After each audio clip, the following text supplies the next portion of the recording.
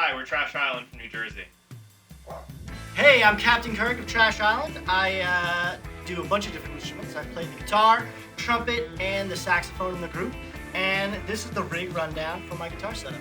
So I start off with a Dunlop mini volume pedal, and I run that into an MXR Dynacomp, just a compressor, into two different overdrive pedals. This one is just used for some solos and a little extra punch, and then this one is almost always on. It's just a clean overdrive on top of that. We've got a true bypass into the Canyons by Electro Harmonics, which is a delay pedal. Another Electro Harmonics Ocean's 11, the Reverb, which is pretty much always on for a spring reverb. Into a Pipeline by TC Electronic tremolo pedal, which is virtually never used. And I also have the classic tuner pedal. The guitar is an Epiphone Casino in red, and for the amp, I use a Fender Pro Junior for a little extra punch. And that's my rig for Trash Island.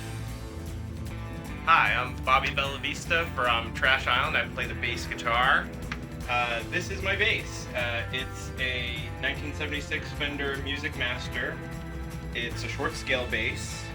I like it. It's just a fun little knock around guitar. It used to be white probably, and now it's been refinished red sometime before I got it. And you know, it's not a great paint job, but kind of fits with the aesthetic, I think. But just a cool bass. It has a lot of punch and a lot of nice rich low end, even though it's a short scale. And then moving on to my little rig here, it's quite minimalist, but that's how I like it. I like to travel light. Here we have a bass Big Muff Pi.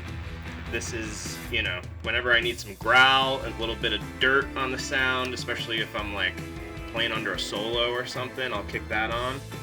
I have the Boss Octave OC5. This is like a newer pedal that I believe is like a recreation or the sort of next evolution of the OC2, which is like a classic octave pedal. I'll throw this on when I want to really add like some crazy, I don't know, doom sound to some of our riffs, which happens from time to time. Then we have the TC Electronic Spectra Comp. It's a bass compressor. It just adds a lot more punch and presence to the sound. I just like to call it the kind of like make it sound better pedal. It doesn't have a lot of bells and whistles, as you can see, just one little knob, but it really, I think, fills out the sound a lot.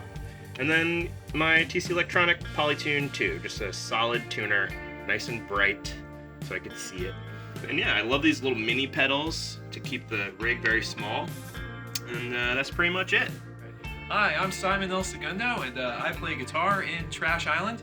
Bobby's gonna have to help me with a lot of this because most of the equipment I use is actually his.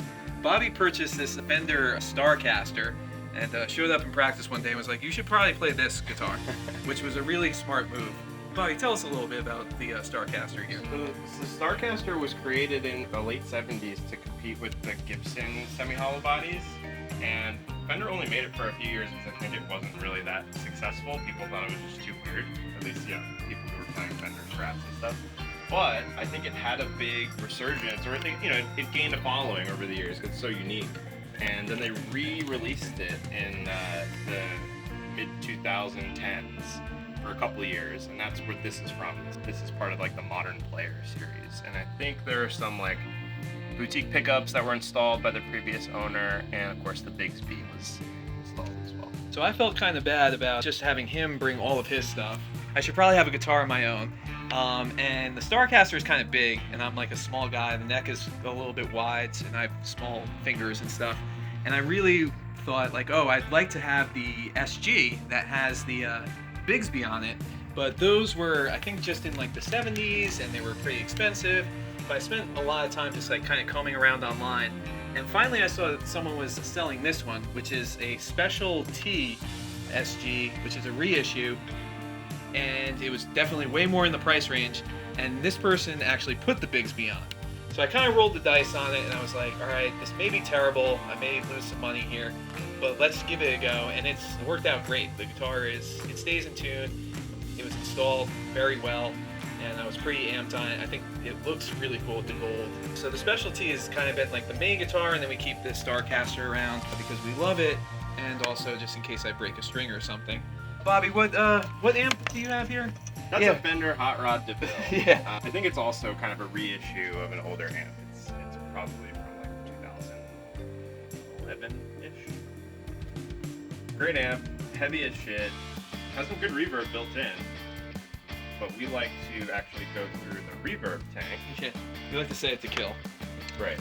This is also something that I added. This is a Surfy Bear Industries spring reverb tank.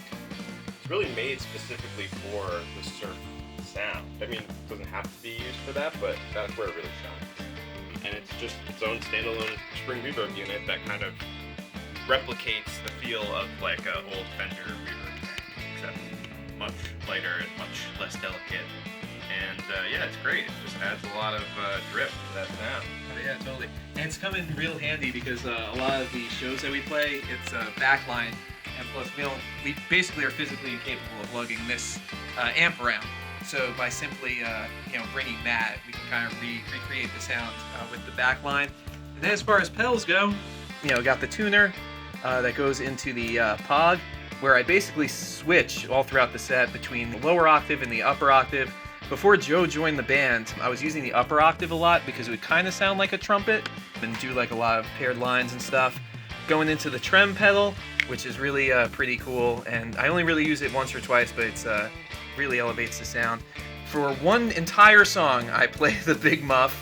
This is the Pumpkin Pie because I'm a unapologetic Smashing Pumpkins lover. So when they came out with this, I was like, it's tiny, why not? I need some fuzz. Most of the time I'm playing through the OCD. That's like the main distortion.